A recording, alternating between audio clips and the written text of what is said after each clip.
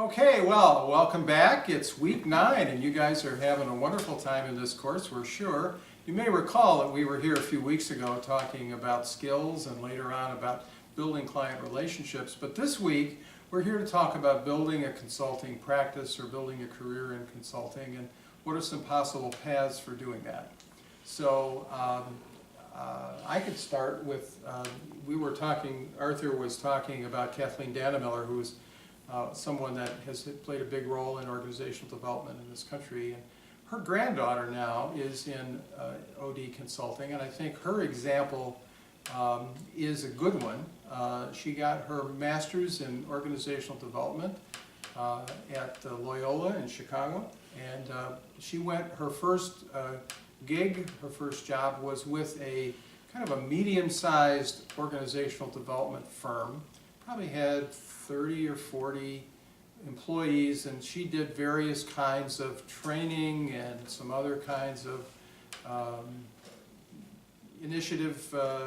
change initiatives and whatnot. And she was there for a year or two. And then subsequently, she went to work for Lowe's, the furniture home improvement people in Charlotte, and she worked there for 2 or 3 years and worked with a fairly good-sized OD department, which was part of the HR department. But mostly what she did was work in headquarters, never got out into the field. It was kind of limited and ended up doing things that were, she thought, not stretching her. So now she's gone to work for her third company, which is Sherwin-Williams, the paint people in New York City. And now I think she's with somebody, and I think she's excited because the person she's working for has been in the business for 25 years. She's a mentor. She's a person that wants to help her grow.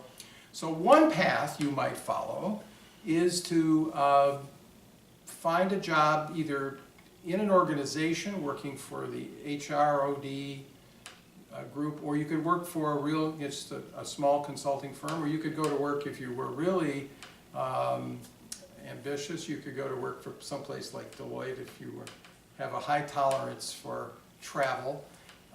But that's one way to do it. There are other ways to do it starting out on your own, and I don't know. Yeah, well, Talk about that. If you're starting out on your own, one of the first things that I did, and I found it very helpful for me, is to write my own mission statement, my own values, what it is that I thought was important, and what were the principles that I was going to use in the way I did my work. And of course with Avita as well, so that when I went into a client, a potential client, I could talk that through, and they knew what I could do, what I couldn't do, what I wanted to do, what I felt called. And they know who you were, Not in terms of your values Oh, yeah. and all of that. Yeah, exactly. And part of that is that I didn't do it as formally as you did, but one of the things that helped me do is certain people I just turned down as clients. Right. No, and I have done 10. In fact, it specifies in my mission which type of organizations I want to work with. We don't do team training for Nazis. It's usually the bumper sticker that we put on there. So anyway, today I didn't do this because the web, we didn't have social media when I started out 40 years ago. So I had, they were hard copy, and I would take in those and we would talk them through. When we got to the point that we were starting to contract, I said, look, let's be real clear here. What I'm doing, what I'm going to do, what I won't do, and so forth. Confidentiality would be an example of one of the values that you have. Access to a leader, Yeah, that sort of thing. that's right. Access to anyone in the That you- organization. right, exactly, actually. yeah. So that is, and it was very clarifying to me because there were so many possibilities, and I really had to narrow it down. Where were my strengths? What had I done before that I felt like I could do well? So that's one way, and another way is, not another way, but leaving that one aside for a moment, partnering with another consultant, like an internship or something like that. It's a good way to get started, and then, you may do it for a year and kind of test out your interests and strengths. You said that, what I thought you were gonna say, knowing you, is I thought you were gonna say, maybe even a for now partner. I'm thinking about you and Colin. What? You and Colin. Or a for now partner, a temporary. He wasn't an intern. Oh, right. He was really No, with. he had a particular need, and so we partnered up to do that. Yeah, and I've had a consulting firm with like 10 people, I've had one with 4 people, I've associated, I've been through a lot of different structures for that. But, so the structure's not, for me, it's what fits for Right. what I'm doing right now. So if you don't know the analogy, I think consulting, the way we do it's a lot like law firms, where an individual lawyer has a practice, he ends up sharing space. Oh, pretty soon they're a firm, they end up forming an LLC and all Yeah, of that. And if you actually look over the course of 10 years, it's like musical chairs. These guys are moving around all the time. My advice, I think you guys would agree, is don't work alone if you can help it. Because having a partner makes life a lot simpler, even if you have to split the money. But it also allows you to learn and grow in a way that you won't necessarily if you're going solo all the time. So make friends with your colleagues, find out people that you can hang out with. The sort of thing that we do is get together and talk about the work that we're doing, that sort of thing. So building a network of colleagues, I think, is an important step in that process. I'm going to offer a couple of other tips. If you're in your hometown and you think you'd like to become a consultant and you don't know how to get a client, I have recommended to several starting out to go to the local United Way. And the United Way looks after a lot of nonprofits that are struggling, little ones, that need strategic planning or they need some kind of intervention. Teamwork. And very often, team building, very often the United Way will put some money towards that to make sure that organization doesn't collapse. So there's an opportunity, if you want to, even if you have to volunteer for a local community organization, you will get experience that will be invaluable to you. You know, I had a great example of that, a woman that worked for the Extension Service of Michigan. And I happened to know her in a different context, and I said, you know, Marion, can I consult with you? Can I be your consultant? Not gonna cost you anything. And she says, well, I don't know, I'm sure, let's do it. So I did it, and I worked for her for 5 years. Not all the same time. Right. But Eventually get paid. we did projects together, and she ended up being a real high flyer within the organization, and also changing the culture of the organization so that they have women in management now.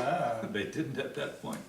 But anyway, that's just an example. One other one I'll say was that there's an organization called Executive, what is it called?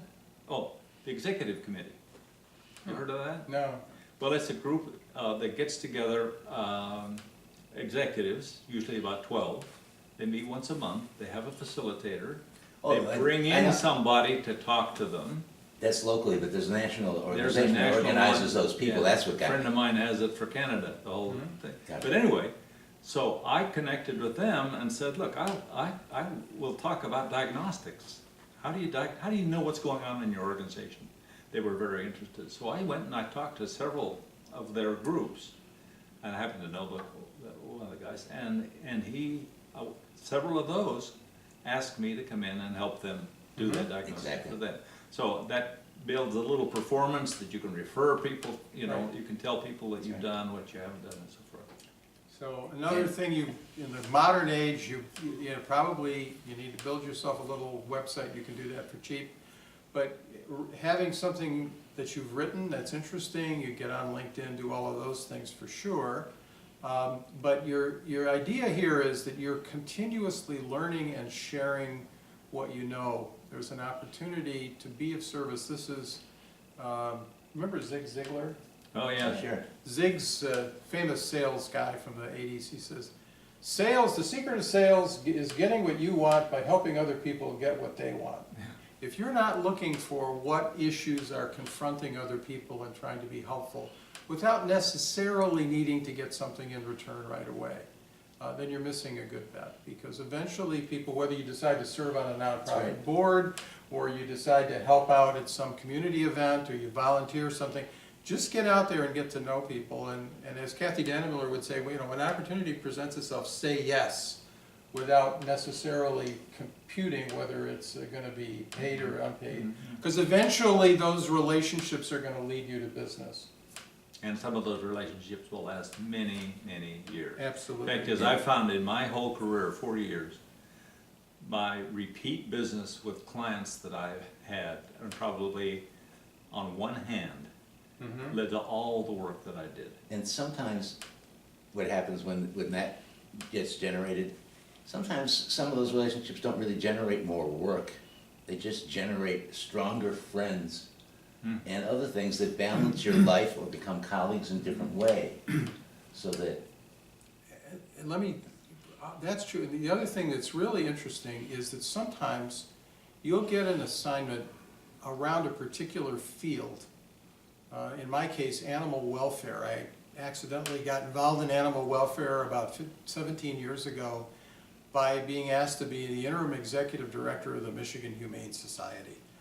And suddenly, people saw me as an expert in animal welfare. And I've worked for a dozen animal welfare organizations around the country in the last 17 years. And it's because, we're talking about joining, they see me as one of them, as a person who understands their Yeah, issues. yeah. And so, from that standpoint, everything you do, life is cumulative.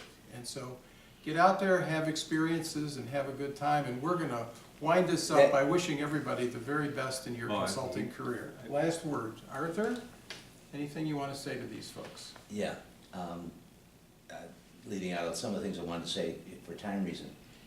One key on that is that, what you said, is that it's also, oddly enough, a good chunk of work that I had over a period of some years, and once with Al as a partner, was that it all started because I was asked by clients in companies to say, why is it that when you're here, the projects work, and when we try the projects, they don't work as well?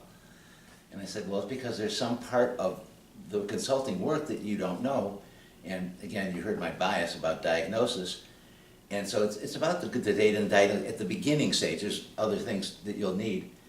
And what I just created was a workshop for them. And then Oh, yeah. we thought it was gonna be done, except one of the people who came in, thanks to Kathy, well, 3 people came in from Boeing, because we all also done some work there. But one of them was like a manager of managers, and she said, well, what we charge is to send 25 people here. And then we just started, actually, it was gonna be a lot cheaper to fly 2 of us out to Seattle than fly 25 people here. And I don't need to go into that a lot, but those things just take on lives of their own. The other thing I wanna say, especially in connection with Boeing, is that one of the best consultants I've ever known and one of the best friends I've ever had spent most of his life as an internal consultant. That's how he started. He worked inside a consulting firm when he was getting his PhD, and then when he left his first job, he worked at Ford, and then he went to Boeing, did so well at Boeing, they created a position, a vice presidency that never existed in OT, and then he was hired by Cisco Systems as a vice president, and other companies across the country, and the last one was, he was a vice president at Home Depot. I worked with him as an outside consultant in some of those cases, but what happened was eventually, he also then decided it was time to go external. So that you gotta do what feels right for you, unless you're all committed now just to become, entrepreneurs immediately. OD especially has good boundaries for that, and the key, and I'm just gonna say this, is look for people who are really good at what they do if you're gonna be teaming up with them and you're new. It'll add to your education beyond anything you've learned in class. Okay, that's it.